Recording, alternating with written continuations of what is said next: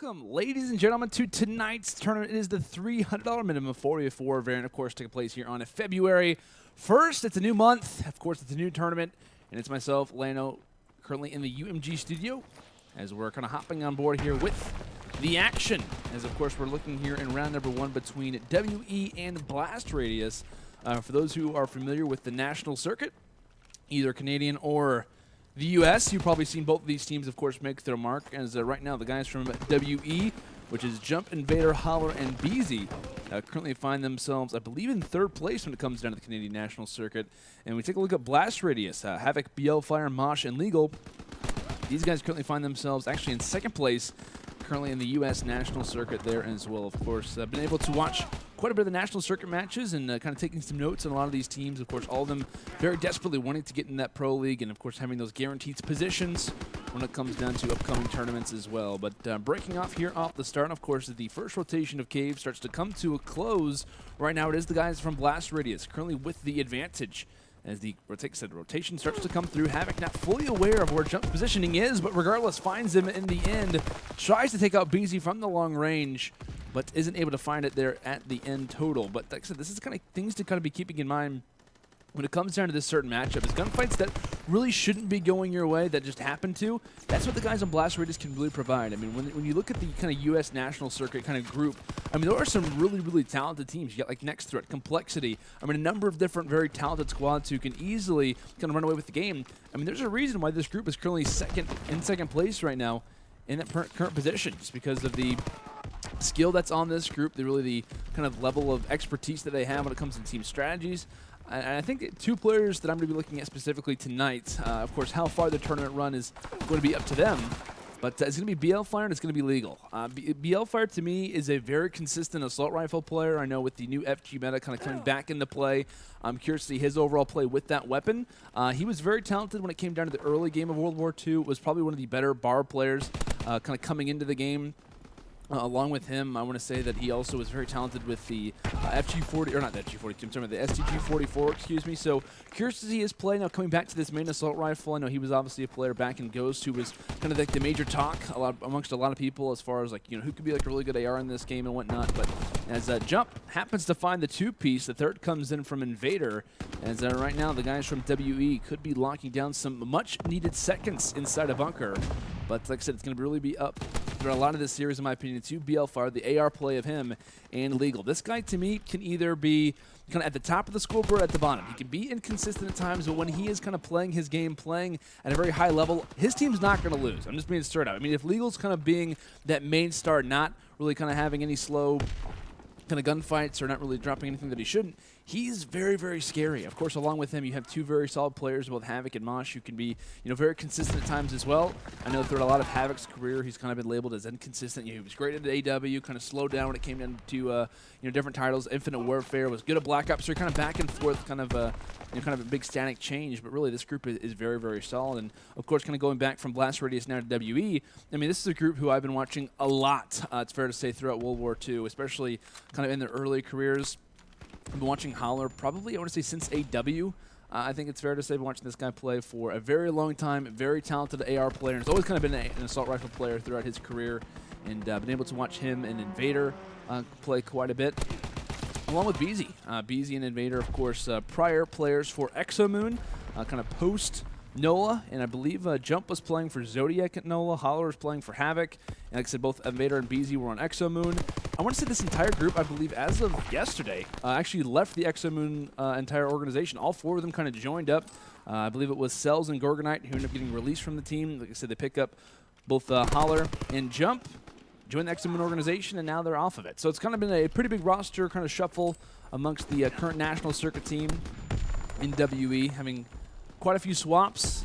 But I know there was a few rumors, actually, that Holler was supposed to be picking up, kind of staying under the Havok organization, was supposed to be picking up, or I think it was Gorgonite from Exomoon, and was going to have Baldy on the team. Like, there was a lot of kind of roster drama kind of surrounding that team, who I was kind of on the ends hearing a few things about. But it seems that, of course, they have found themselves where they do, and are obviously playing, like I said, very solid when it comes down to the Canadian national circuit. But kind of hopping back into this game, as we now have a full background as to what these players have been up to for the last few weeks. We can obviously take a look at the current score line. The Blast Radius is up the current way that they are, As the last 15 seconds actually going to go the way here of Havok, not having anyone kind of engage on him. And I like this rotation actually from the guys on WE, realizing the situation at hand. Hey, we've kind of lost the last hard point. The next hill on the opposite end of the map. So we have the ability to kind of make that rotation, not have to worry about the spawns, just win our initial fights and kind of lock down early time. And we can easily be back into this one. As keeping in mind, Envader, 20-13, does have 2 streaks to rock with. Of course, the Glide Bomb and the Flamethrower. And if we know anything about that Flamethrower, when it comes down to the next hard point, of course, post-Ruins, it obviously will be inside a bunker, a.k.a. the money hill of this map. So keeping in mind the rotations that are very important to bunker, of course, having those preferred spawns in the back of the map. And take a look here at these red arrows, 5 and 6 right now. Those guys are making that rotation, being aware of the spawns right now. As while they are kind of realizing the situation at hand, they're kind of thinking late game. They're thinking, hey, now we're not going to get the last few seconds here inside of Ruins as well. Let's make the rotation. Let's kind of further ourselves, because if we know anything about bunker on this map, it can be the money hill. So the spawns have flipped. Granted, while the guys, of course, for WE don't have the lead, they at least have a very nice setup. So we'll see how the guys from Blast Radius can try to break this hard point.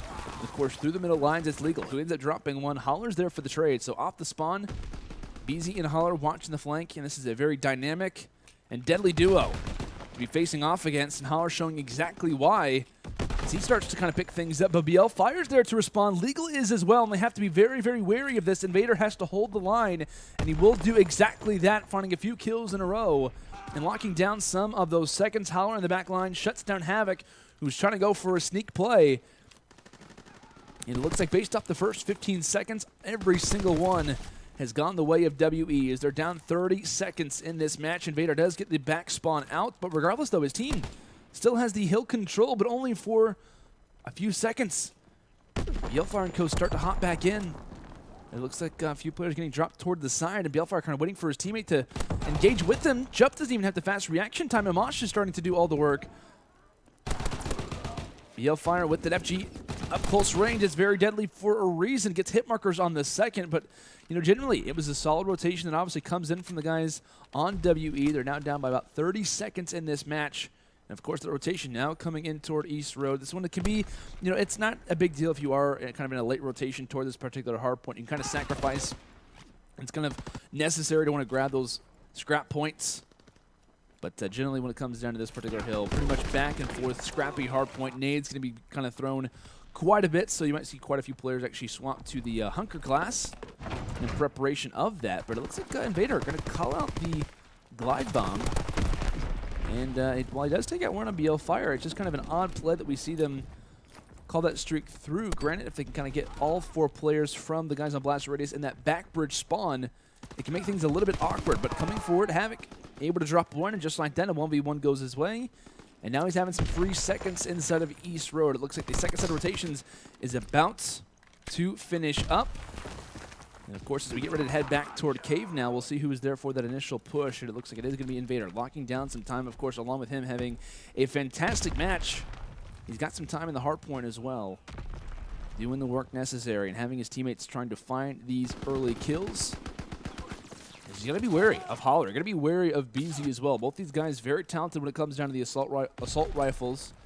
And if you know anything about Arden Forest, even with the FG42 wasn't the main weapon of choice, this is the map to rock it out on. A lot of long-range sights, especially here inside a cave, as well as on the outsides of forest in general.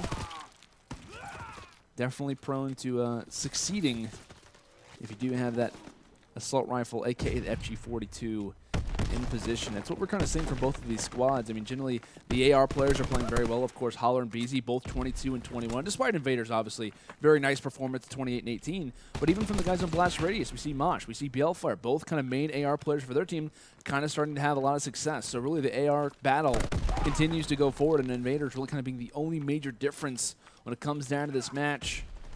Getting close to double positive numbers, but does not have that lead in his possession. As we saw in the last set of rotations, it was WE who made the early spawn over. It was Blast Radius who retook this hill with pretty much ease. But right now, in the back of your mind for WE, you have to be wary, of course, the spawns that you currently do possess. Don't want to let anyone kind of get through middle map. So what the situation is right now for WE is they don't want to force too many troops essentially toward this hard point because they realize the situation at hand and saying, hey, like if we push this out, we could kind of sacrifice the ability to not have every lane watched. We could sacrifice the ability to let the opposition get those spawns. So they're going to see them kind of be a little bit wary. That's the reason why player number 6 right now inside the middle isn't pushing into this hill. And it looks like player number 7, actually, Envader does get that backside spawn out. So they have to be wary that someone could be back here. Someone could be lingering. And player number 4 is starting to make a play happen. But a big trade actually comes in. Havok destroys the life there of Jump. As now, just like that, the rotations have been flipped, and that's why I was discussing how valuable those spawns are and how that literally is the lifeline right now for WE. They kind of push too far forward, Envader gets that backside spawn out, and just like that, the hill gets rotated forward, and just like that, Blast Radius now have the spawns in their possession. 2 seconds left, and this game is in the books, 250 to 168. A solid win for the guys on Blast Radius, to say the least, but generally, when it comes down to this match, I mean, at least in my opinion, it was really the guys from Blast Radius who were making the solid rotations. They were playing very, very well when it kind of came down to that. And even when they weren't getting the rotation, Battle kind of won early, they were winning the fights. Like even though they weren't on the initial rotations, they weren't there first, they were winning the majority of the fights and obviously getting quite a bit of the time. But, of course, we look here. Blfire finishes off 33-26 with 51 seconds of hardpoint time. Mosh, 34-23. And Havok, well, he does finish -2. You see that 2 minutes and 18 seconds inside of the hill. Exactly what you want to see out of a guy like Havok. Granted, isn't having the best slang numbers in the world, but he still plays very, very well. And something that we can obviously point out from either of these squads is generally, out of the four AR players, of course, all rocking the FG42, quite a few of them, if not all 4 of them, were kind of at the top of their scoreboard for the opposite team. So with that in mind, of course, as we do digress from Arden Forest after a pretty solid win from Blast Radius, now looking toward USS Texas, right? Because, of course, we see Blast Radius have a strong performance, and when it comes down to this, on USS Texas, of course, we initially think of those sniper rifles, right? The Kar 98K, maybe even, a few other kind of sniper rifles that could be rocked in, the M19, etc., are going to be very present when it comes down to this map. I know Blast Radius feels comfortable with the sniper rifle role. I know Legal as well as Havok has kind of rocked that throughout a lot of their career. Welcome back, ladies and gentlemen, here to the $300 minimum 4v4 variant, of course, taking place here on February 1st. It's myself, Lando Sainers, of course, live here from the UMG studio, as we're hopping in here toward map number 2 of our current round 1 matchup between WE and Blast Radius. Of course, like I said, it's the Canadian National Circuit versus the U.S. National Circuit, and right now, it is the U.S. currently up 1-0. Blast Radius ended up taking Arden Forest 250 to 168, and of course now a USS Texas away from progressing to the next round. As off the bat, of course, it is the offensive team of Blast Radius dropping 1 man, which is going to be Havok. Deadly sniper rifle coming in from Envader. I talked about how present snipers are, of course, when it comes to the USS Texas, and I'm not sure Envader is not spawning the elbow of Mosh, but regardless, do you imagine that he could be dropped at any moment? But he starts to pick out a little bit more, has to be wary of his own life. And has to be also very wary if he was the drop a little bit too far. He could have actually only killed himself. But early shots coming through. Of course, you see the Dolphin Dive coming from Beehzy on the opposite, and we can now see how it looks from the side of WE. A second pick comes forward. However, Mosh is there to shut down Beehzy. Sniper shots are still lingering. Mosh trying to provide some cover fire for his teammate Blfire, but they have to watch the flank, and it's going to be Holler who will succeed in that particular fight, finding one with the bar from the back lines. But Blfire is still up. He's still alive, but only for a short time, as it will be a rounded #1 victory toward the guys of WE as they successfully hold. Envader, I believe, gets a few hit markers there with the sniper and decides to go and pull out the machine pistol to get those, or to get that done, to get it solidified. So big first round coming in from WE, especially after a map 1 loss. It's kind of good to get that losing feeling out of your mind. As now they're going to be on the offensive end, and I believe, like I said, I was talking about from the guys on Blast Radius, of course, who's going to be rocking the sniper rifles. From one side, of course, it is Envader, and it looks like based on Legal's position, he does have the PPSH out, but yeah, it looks like Havok does have the sniper for the guys on Blast Radius. Of course, like I said, one thing to be keeping in mind is the difference makers that can be made with those snipers.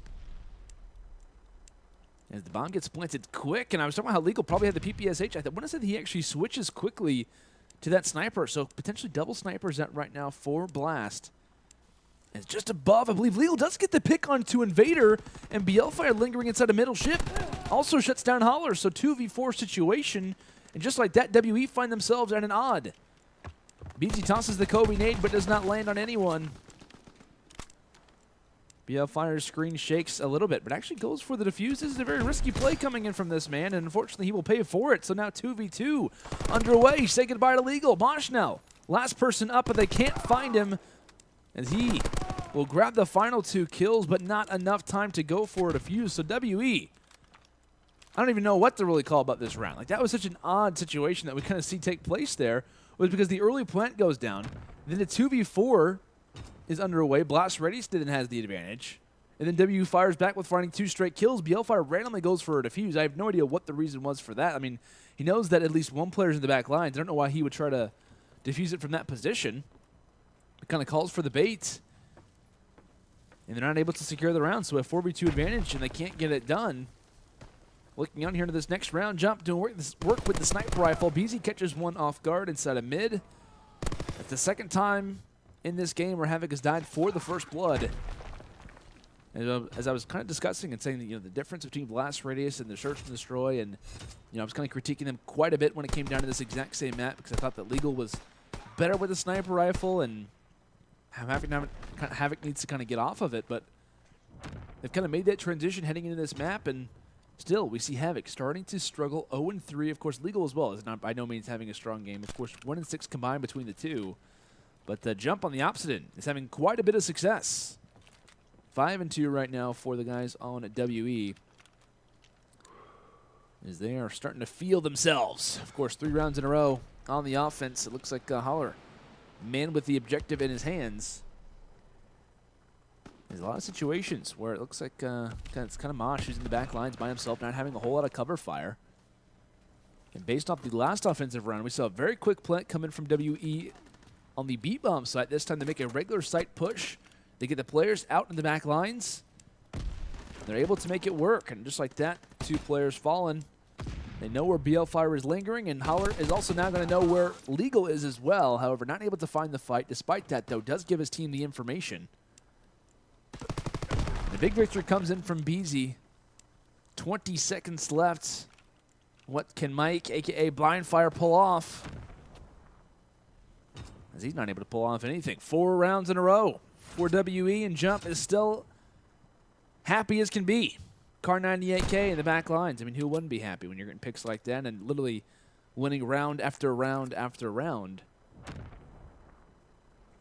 But 4-0 start, and honestly what we've really seen from the guys on WE is primarily kind of focusing on the objective, but they also realize what it means to get the objective down on this map, because they're focusing on what needs to be focused on. In that last round, they realize, hey, snipers are a key. Let's kind of target that. Let's try to take out one person. They're able to limit Mosh, who's the only guy in the back lines. Once they do that, they go for the quick plant. They kind of realize, hey, at the beginning of the round prior on their offense, hey, let's target a bomb set that they're not going to be expecting. Let's actually go toward B and try to make something happen. They throw a smoke down. They're able to kind of work it in their favor. So, like I said, it's kind of the guys from WE, I feel like, who are kind of focusing on what's necessary to get the objective down and really kind of playing off of that. But at least in round number 5, things seem to be on the up end for the guys on Blast Radius, as they desperately need a round to get themselves back into this game, and with challenges like that, Envader's not going to help out his cause and getting this one back. I'm not really sure how Jump is not hitting any of these sniper shots, but maybe on a different day we find ourselves in a 1v1. Thankfully, Mosh is going to be here, despite having a few high caliber bullets go past his body. But of course, solid round coming in from the guys on Blast Radius. Finally able to chalk one up, is they've got to get themselves back into this game. I mean, honestly, at this point, you cannot afford to lose another, because being down 5-1, 5-2, I mean, honestly, you're kind of living on a prayer, and I don't think that WE is going to be answering any of those anytime soon. They want to walk away with this map, too. They want to force the CTF on London docks. And it looks like we do hear the smokes get tossed out. That's actually from the guys on WE. Yet again, going for the quick plant on B. However, this time it does not work out in their favor. Legal realizes that he's heard that play happen a few times, takes out one for the first blood, but the sniper shot in the back lines was there to take him out quickly after. And so as the cards begin to separate, Havok ends up dropping Jump, who sits inside a midship. And now Beehzy finds himself in a 1v2 engagement. props to the guys on Blast Radius for starting to realize what is going on offense, what's really kind of going on the opposite end in the offensive plays. And props to Legal, who's kind of been on that opposite side, of course, on B in the 2 times that they've kind of made the push toward there. And, of course, he realized that, hey, a smoke is out. I have the opportunity. I don't have a sniper rifle in my hands. I can actually challenge this. So when the smoke gets tossed out, they're imagining that, hey, probably a sniper in the back lines. He's not going to try to challenge us. But when in reality, Legal has swapped weapons, and he's ready for this engagement to happen. So props, I said, to the guys on BR for making the adjustments. They read the B bomb site hits, and they're able to make something happen. But kills start to go back and forth as Blfire stays alive at the end of that team fight. For how much longer is the question as he shuts down Holler as well. Beehzy in his face will be there for the pickup. And a huge 1v2 right now sitting in the position of Mosh. Takes down Beehzy and does have the objective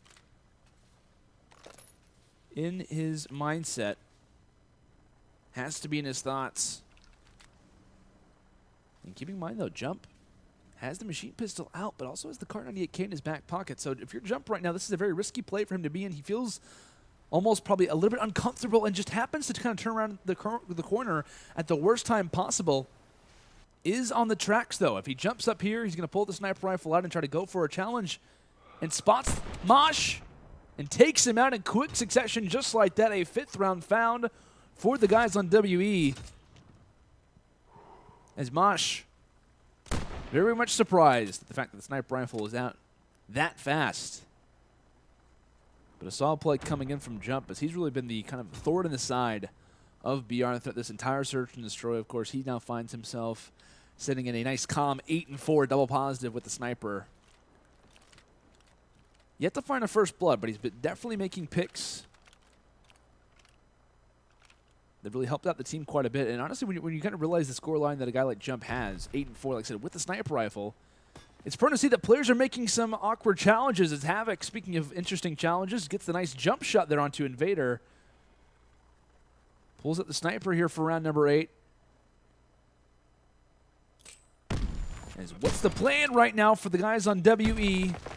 Is Jump beginning to start to realize and reveal the plans at hand. Finds the nice headshot and goes for more. Mosh has to be very careful when challenging something like that. We know how good Jump has looked in this search and destroy, but Havok playing all the better. He's found 2 so far, and he also nearly finds the 3rd, gets the hit markers, and that is so unfortunate if you are the guys on Blast Radius. A pick like that would turn things into a 1v3. But now going back and forth, Holler and Beehzy have the opportunity to get the bomb down here on the A site. Where are Mosh and Blfire lingering? Beehzy's not watching his teammates back. It's kind of a permanent 1v2 engagement. Blfire wins 1, but Holler wins the 2nd. Coming up close and personal, and Mosh is going to be here. An interesting position made from Mosh to go through bottom ship. Didn't have Blfire's back. But in the end, he's able to get the kill necessary, as it will be a 3rd round here for the guys on Blast Radius. Still keeping themselves up.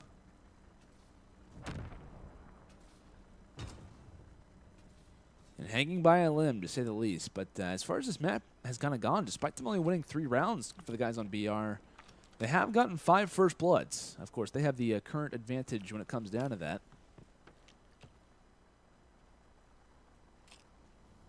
Right now, you're going to see the guys on Blast Radius play very, very passive. Of course, trying to find a peek. This is not a common spot for the sniper rifle to sit. To be looking inside a bottom ship, probably and usually holding one of the lanes on A and B, but I respect that because, of course, for the guys on WE, they're saying, okay, we're not seeing a push. Let's try to maybe find a pick. They're probably playing up close and personal, so that's the reason why Havok is looking in that bottom side position, because things are a little bit quiet. WE could start to try to make a push forward, but I believe one shot gets fired from one of the teams when it comes in the sniper rifle. No kill going down, but Jump does get the position revealed. Holler finds the pick on the Blfire. That's a big one to find.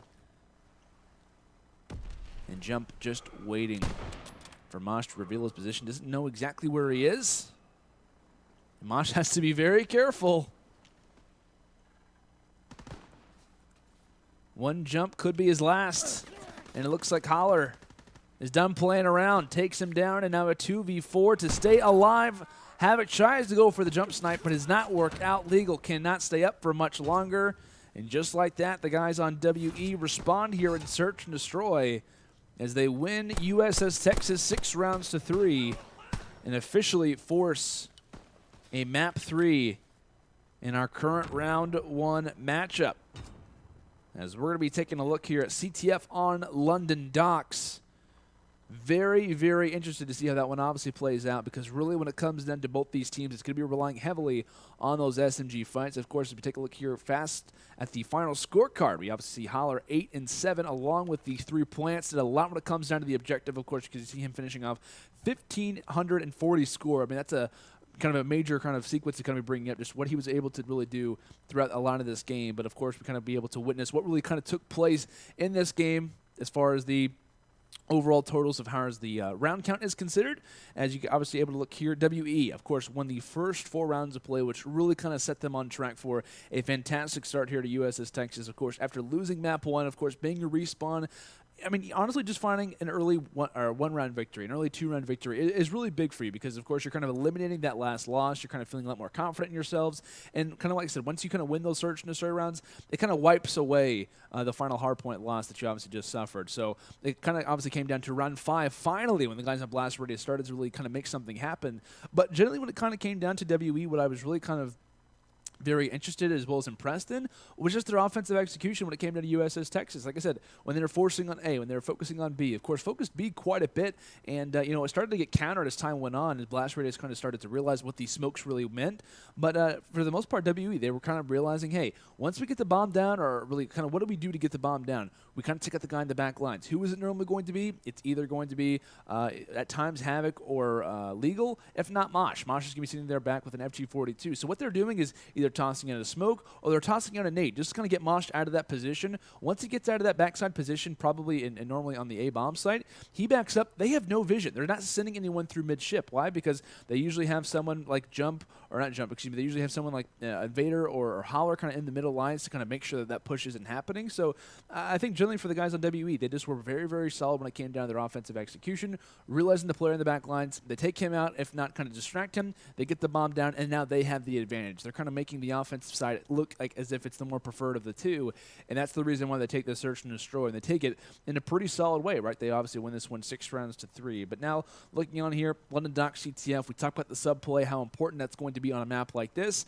If we talk about London Docks in general, Search and Destroy, Hardpoint, CTF alike, it plays fast, it plays quick, SMGs are very important, and when we talk about Blast Radius, right, they have kind of 2 very solid players in this particular role, both Havok and Legal. To me, Legal is really going to be a difference maker, and whether or not his team progresses to the next round or not, because of how solid he can be with the PPSH at times. I bring up at times because, like I said, he can be inconsistent from time to time, but when he turns up, his team does not lose. It's fair to say his team does not lose. Ladies and gentlemen, to the $300 minimum 4v4 variant, of course, taking place here on February 1st. We've got WE, we've got Blast Radius heading to a map 3 in this series. As, of course, winner progresses on to the next round. Loser is eliminated. Things should be very, very interesting when it comes into London Docks. We kind of discuss a map like this, of course, in CTF. We discussed the 7.5 respawn delay. And with kind of how small a map like London Docks really does play, subs, very, very important. Along with finding kills in quick succession can really get the job done. It wouldn't be surprising at all if we start to see kind of high score totals that are not really normally prone to CTF. But speak in mind, early flag grabbed, 3 down from the side of WE. Actually, not bomb, but the flag was in the hands of Havok. Drops it just outside of mid-cut. Mosh is there for the pickup. And within the first 45 seconds of this game, a flag goes down early and in favor of the guys from Blast Radius. Legal tries to go for the grab, is able to escape there. Beehzy, thankfully, did have a nade to enter inside of fire. But the continued aggression being shown, despite Havok being the last player alive from his team, you see him not backing down, not willing to drop from a fight. As he's currently 4-1. Envader is finally able to seek him out. But you notice, right? Havok ends up falling, but his teammates' kind of aggression off spawn is still there. So Havok kind of single-handedly, for a moment, was taking on 2, 3, if not 4 players. The entire team was kind of distracted by 1 player, and he kind of is able to keep his team in the overall kind of primary position of this map, but they start to get a little bit too aggressive. Beehzy and co are there for the fights. Him and Holler taking down the entire team. Is just like that. 4 go down quick. And it looks like a Jump in the back lines trying to be aware of the players off spawn, but this is going to be a flag captured from the guys on WE. As we're not even 2 minutes in to London Docks, and either side has scored a flag.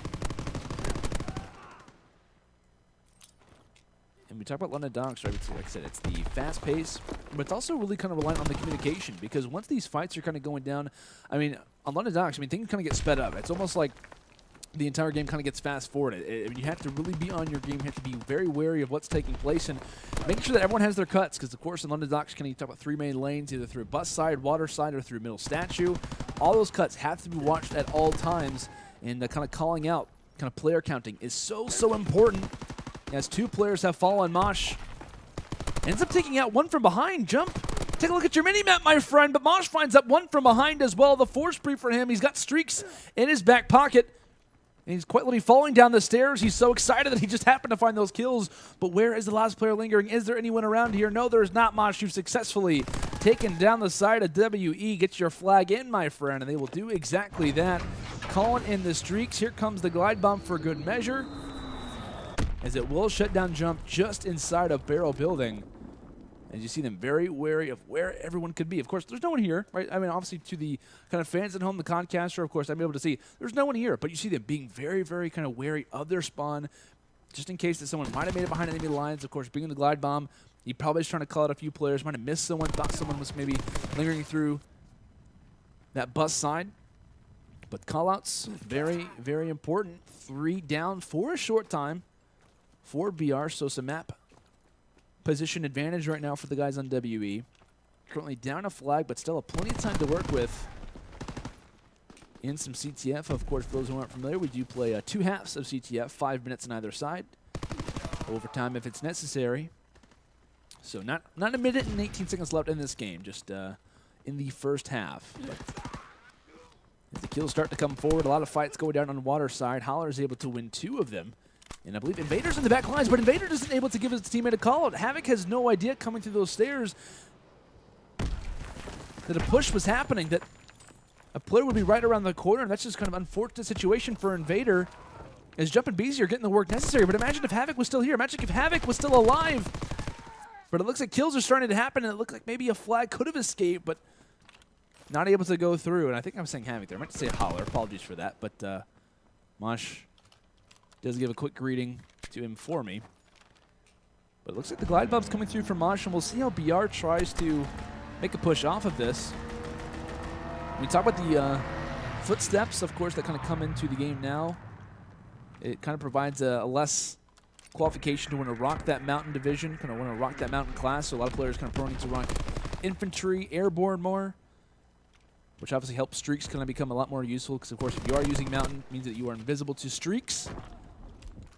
And speaking of those, Mosh earns his 2nd pair of the game. Legal, able to escape with the flag thanks to Mosh kind of doing the work for him. But keep in mind, player number 5 just behind Jump in the situation. I think we're seeing some lag, unfortunately, but it looks like Jump is going to be here. The final stop needs to go for the Dolphin Dive, and successfully will shut down Legal, nearly rounding the corner inside a Barrel Building. A major pick coming in from Jump, as we'll actually be able to watch his final play here as well, the Bronze Star for this game. As we see, he had a number of different highlight plays throughout this match, where they're kind of being the main line of defense, or kind of watching over for his teammates. He did quite a bit in that game, despite going double negative in the first half. Of course, had a lot of high frequency, kind of very important kills.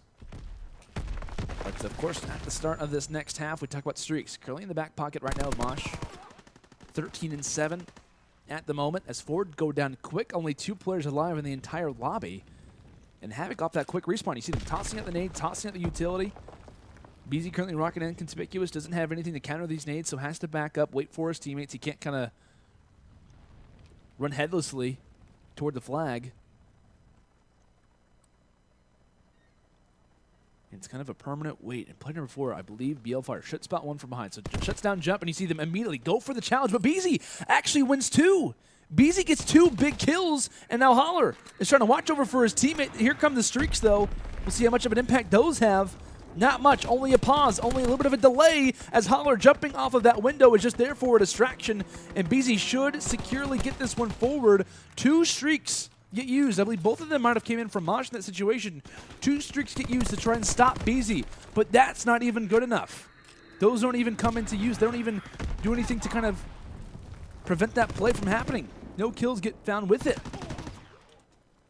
So right now, if you're WE, you really found a lot in that match, or excuse me, a lot in that scenario, because you let the guys from VR obviously waste a flag along with 2 streaks. And so with that, Mosh right now, talk about streak usage. Well, he's got 4 kills in a row along with a flag in his back pocket. Says hello to the glide bomb and the fighter pilot. This is going to be able to fly those yet again, but has a quick initiator in this fight. Envader is there to try to stop things, but it's Legal who ends up winning the fight in the end, and will dolphin dive to secure the 3rd flag in this match. So despite the kind of lack of streak usage, despite the kind of last-ditch effort coming in from Beehzy, the flag responded, and now just trying to get the guys from WE out of their base. As a Havok just kind of ignores the guy in fire, kind of relies on his teammates, says, hey, probably Beehzy will get it. Beehzy will end up dropping, probably, surely.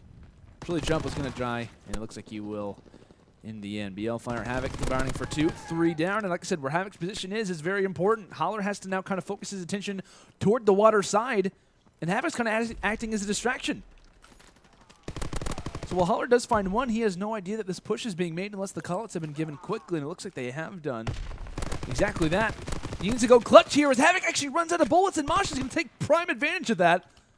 Holler, unfortunately, didn't have a weapon to even fire anything, and you see him just kind of frantically trying to get back into this match, trying to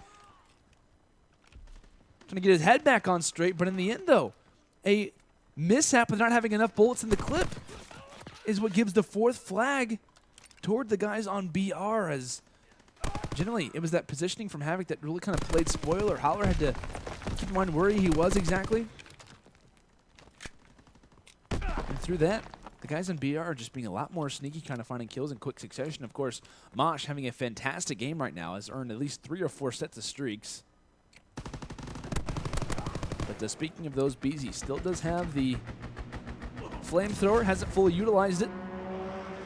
And also has the fighter pilot in his back pocket. Speaking of fighter pilots, one of them just gets utilized from the guys on BR, along with a few quick kills.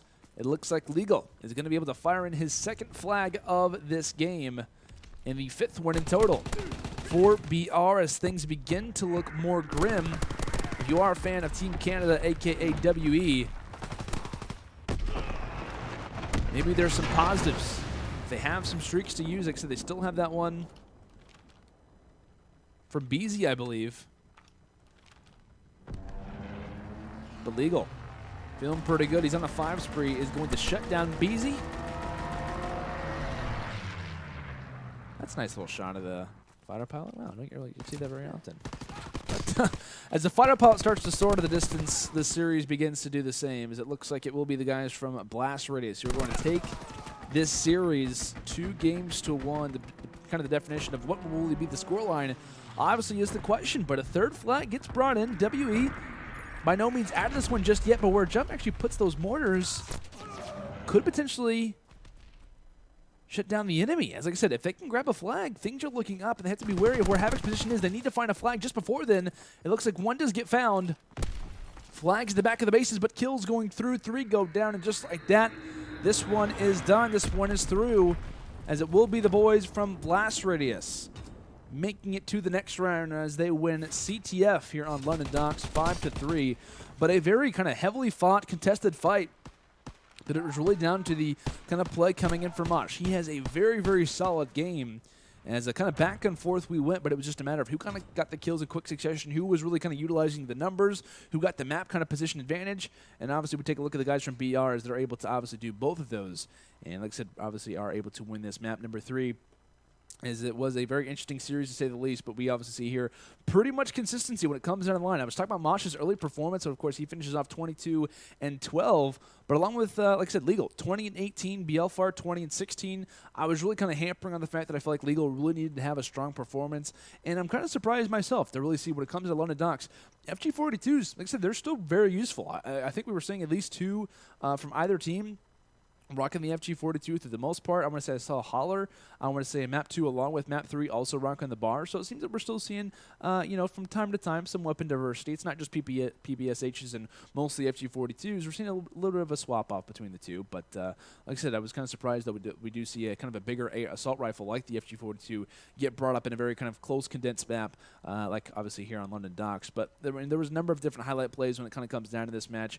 It was a matter of kind of BR kind of getting that momentum, Havok's play. When it came down to water side, Holler not having enough bullets in the clip, that kind of particular flag really kind of was the nail in the coffin, essentially, not just of this map, but of this series, where it was just kind of like he just didn't have enough bullets, wasn't able to take out that guy. And I want to say it was Mosh, actually, who was just like, yeah, I'm not going to engage on him. I have no reason to want to engage on this particular guy because I can escape with this flag because he doesn't have enough bullets. He has no teammate support. If I can kind of round these corners, I'm good. Like, I'm out of here. I'm good to go. So, and that's really kind of what happens on London Docks. For those who aren't familiar with this particular map, it's grab and go, essentially. It's a matter of getting a few players down. It's tossing a smoke out. It's just kind of baiting out the enemy for maybe 2 or 3 seconds, maybe 4 or 5 seconds at the kind of most, and just being able to get that flag and just go with it. And having your teammates watch the cuts only for a short time because you can really get from one side of the map to the other within a few seconds. So it's really about the streak usage. It's about kind of utilizing that few seconds that you have and making sure that you do have the teammates up to kind of watch your back if you are able to securely get that flag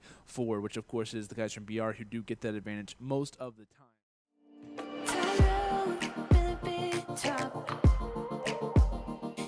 I'm still, but I can't stop.